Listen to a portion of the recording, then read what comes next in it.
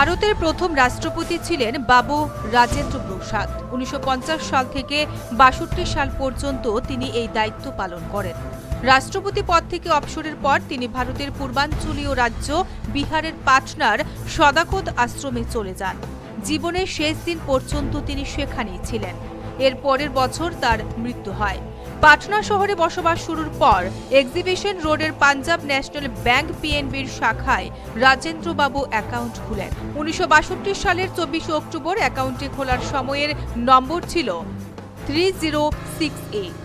বেঁচে থাকতে রাজেন্দ্র বাবু নিজে এই শাখায় এসে টাকা জমা করতেন।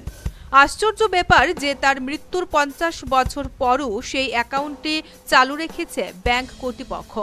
এমনকি মাঝে মাঝেই নাকি সাধারণ মানুষ এতে টাকা জমা দেন। এতদিনে ব্যাংকের অ্যাকাউন্ট নম্বর অবশ্য পাল্টেছে।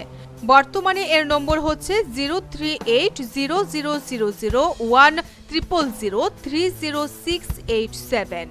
শ্রদ্ধা আর সম্মান জানাতে আজও সেখানে সাধারণ মানুষ ১০০ টাকা থেকে ৫০১ টাকা জমা করেন। ভুলে নয়, ব্যাংক কর্তৃপক্ষের ইচ্ছেতেই এখনো চলছে ভারতের প্রথম রাষ্ট্রপতির হিসেব।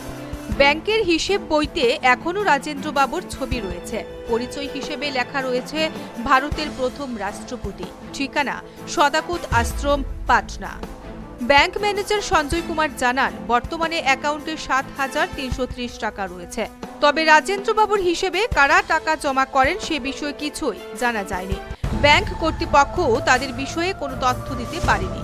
এই বিষয়ে সঞ্জয় কুমারের বক্তব্য হচ্ছে, আমাদের গ্রাহকও হতে পারেন, আবার কর্মচারীও হতে পারেন, তবে আমরা এই ব্যাংক অ্যাকাউন্টটি প্রদর্শন করে রেখেছি।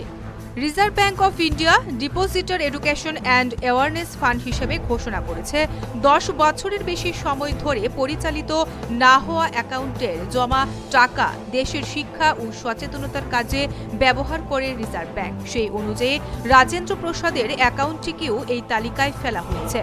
সরকারের এই সিদ্ধান্তে অবশ্য আপত্তি নেই রাজেন্দ্র প্রসাদের পরিবারের। নাতনি তারা সিং এর মতে এই অ্যাকাউন্টের মালিকানার দাবি তারা কখনোই জানায়নি, বরং অ্যাকাউন্টটিকে ব্যাংকই বাঁচিয়ে রেখেছে।